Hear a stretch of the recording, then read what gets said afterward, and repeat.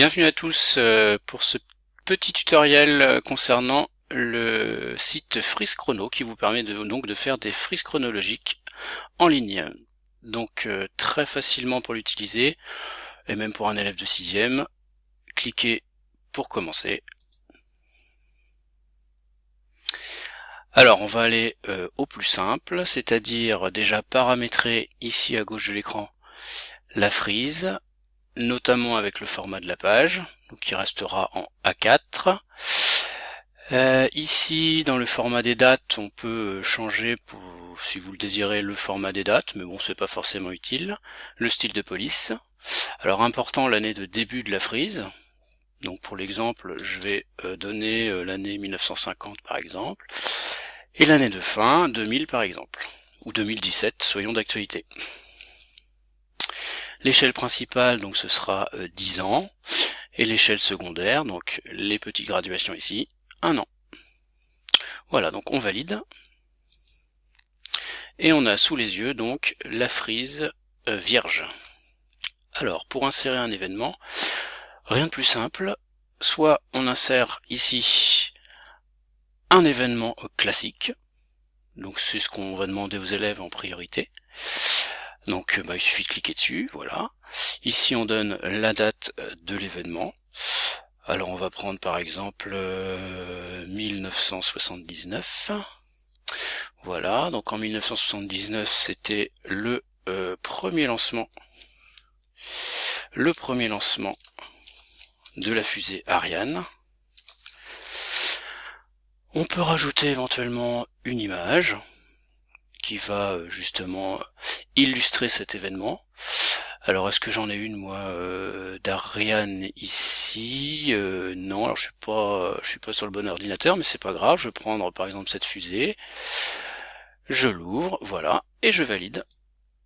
On voit donc l'événement qui apparaît ici sur la frise. On peut évidemment agrandir cet événement. On voit que la date est présente et donc vient s'insérer dans cette frise très facilement.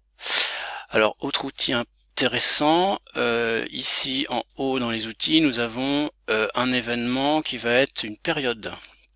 Donc une période, ça peut être intéressant, donc créer une période classique.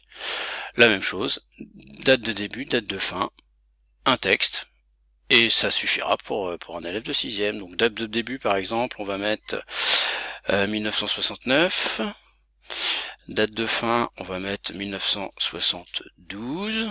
Et dans cette période-là, eh bien on a eu une période d'exploration de la Lune. Exploration de la Lune. Alors ça a été au total 6 missions, mais bon ça on n'est pas obligé de le mettre dans la frise. Et on valide. Donc là on voit en effet qu'on a un événement période que l'on peut mettre où l'on veut dans la frise. Alors mon texte est un peu long sur une petite période, donc évidemment vous voyez que le rendu n'est pas satisfaisant. Alors il faudrait peut-être réduire soit le texte, soit l'échelle de temps. Donc après à voir en fonction de la frise que l'on veut créer.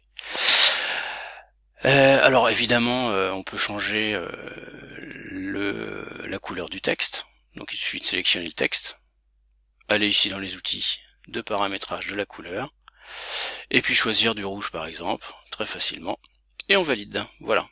Donc le rouge est bien inséré en couleur, donc ça c'est très facile à expliquer à un élève de 6e. De même, on peut ici avoir sur la frise une flèche. Alors ça peut être intéressant d'avoir une flèche, parce que là c'est vrai que ça se termine un petit peu bizarrement.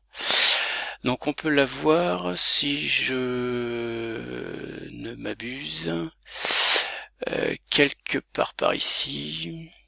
Voilà, donc dans le style de barre, classique avec flèche, on valide, et voilà, donc on a la flèche qui apparaît. Donc comme ça, on va créer la frise à partir des documents ressources qu'on aura donnés aux élèves. Et vient le moment de l'enregistrement. Donc pour enregistrer, on a ici la petite disquette d'enregistrement. Alors si on sauvegarde de cette manière, donc je le fais ici là, on va devoir enregistrer le fichier. Et ça va être un fichier, regardez, avec une extension .bin. Alors ce fichier n'est lu que par le site Freeze Chrono. Donc il faudra réouvrir le fichier en allant dans le site, d'accord, et en allant sur ouvrir. Et puis il faudra retrouver bien sûr le fichier enregistré. Alors ça c'est la première méthode si la frise n'est pas terminée. Quand elle sera terminée par contre, à ce moment-là on va plutôt ici générer un PDF qu'on va pouvoir imprimer. Donc générer le PDF, voilà. Voilà, donc on aura un document en PDF qu'on va pouvoir imprimer très facilement. Voilà, donc il doit y avoir évidemment d'autres fonctionnalités, hein. Il y en a d'autres, hein, mais bon, peut-être que c'est suffisant pour ce qu'on a à faire avec ce travail. Voilà pour Freeze Chrono, donc si ça ne fait pas peur, hein, ça ne fait pas peur, c'est un logiciel ou un site plutôt qui n'est pas compliqué. Donc voilà, bah à nous de travailler.